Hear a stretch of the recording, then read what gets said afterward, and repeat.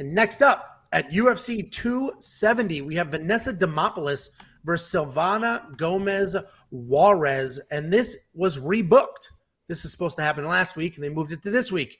Vanessa Demopoulos is 6-4 in her career, 2-3 in her last 5, coming off the decision loss to JJ Aldridge in her UFC debut. Silvana Gómez Juárez, 10-3 overall, 3-2 in her last 5, coming off a submission loss to Loopy a couple of months ago. I mentioned this was supposed to be last week. They pushed it to this week. And what I love about rescheduled fights or fights that have moved is you get to see what the market was doing. They opened the lines. Money came in. The lines moved because of the money. Then they had to refund everybody. And now they've reset with brand new lines because they saw the market. So the second time around is always a little tougher because the books saw what happened and they've learned from their mistakes.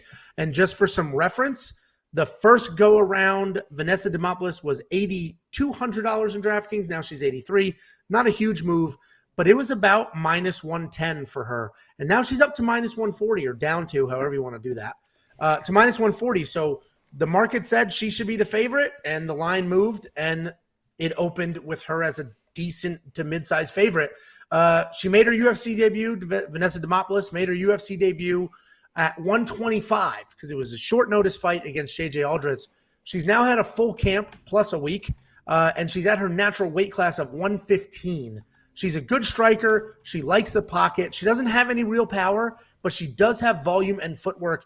And if it gets to the ground, Vanessa has really good grappling and can make something happen. And I know a few of you were saying, well, you said she's a striker. She's a grappler. Listen, she's a striker. I think she's probably better on the ground than she is on her feet. The problem is she can't get any takedowns. She's not taking anybody down. And every fight starts on their feet. Therefore, she's a striker because she's not ended up on the ground with anybody. Silvana Gómez Juárez. She's similar to Vanessa in that her last fight was her UFC debut. She's also a striker, but where Vanessa likes to stay in the pocket, Silvana likes to use her reach, keep people outside of her range, and work from there. She has genuine power in her hands, and she throws very heavy kicks. I told you, the market told us that Vanessa should be the favorite. I agree with that. I think Silvana has the raw power. Vanessa's got the speed and the volume. Vanessa also has the grappling edge. I mentioned she's got no takedowns, so she's not going to get it to the ground. I don't imagine Silvana's going to shoot any takedowns here. So I do think Vanessa Demopoulos wins. It is probably a sort of pitter-patter, touch-up, fight inside the pocket type decision. What do you think, Jacob Demopoulos? Yeah, listen, she's gonna win the fight. There's no doubt about that. She didn't get any takedowns in the last fight. Who was that? JJ Aldridge. I think that was a 125 fight, and you know how big JJ is for 125. She struggles to make the weight at times, so I think that was just a physicality matchup for her that was just not in her favor. This is back down to 115. She calls herself the toughest in the division. I absolutely believe it. Listen, the blueprint is out there to beat Silvana, and that's what Loopy did. You just get inside. She's very easy to take down. I think Vanessa, you don't think she's going to get takedowns. I think she's going to get any takedown she wants. Loopy was able to just get inside, just kind of throw her to the ground. Didn't really stay on top of her, but I think Vanessa, once she gets to the ground, can probably finish her. So, and I did find out, I was already on Vanessa's side, but then I just kind of fell in love because do you know what her family business is? Hot dogs. She is a stripper. She is a stripper. I guess her dad was a DJ and her mom was an entertainer, and she went into the family business. She actually wrote a book that's actually like a kind of a famous book called The Stripper Bible that has like the 10 commandments for learning how to be a stripper.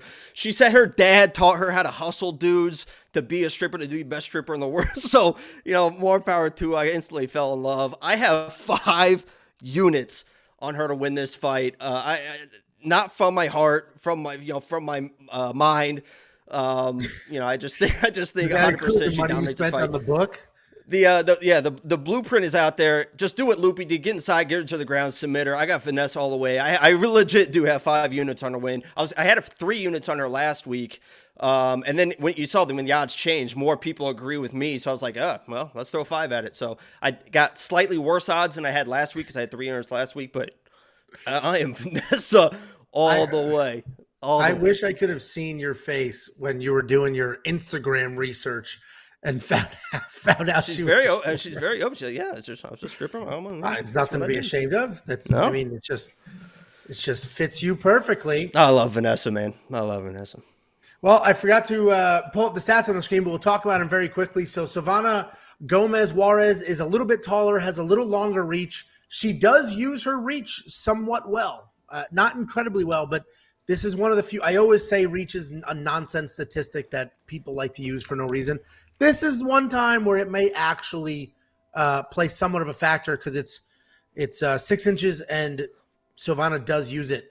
But striking statistics, Vanessa lands more significant strikes per minute. Her accuracy is a little higher. She's hit a little more as well, but her debut was JJ Aldrich.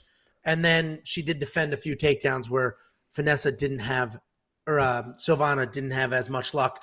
Do not bet on this fight. I'm not going to bet on this fight. Jacob should not have bet on this fight, but he did. Watch. I mean, she should dominate the fight, and at minus 130, that's pretty good money. Yeah. And I'll tell you what, last week she was my lock of the week. Because of the odds, I'm not going to make her my lock of the week because lock of the week's always an underdog, but she is the backup lock of the week. Backup lock of the week. Okay.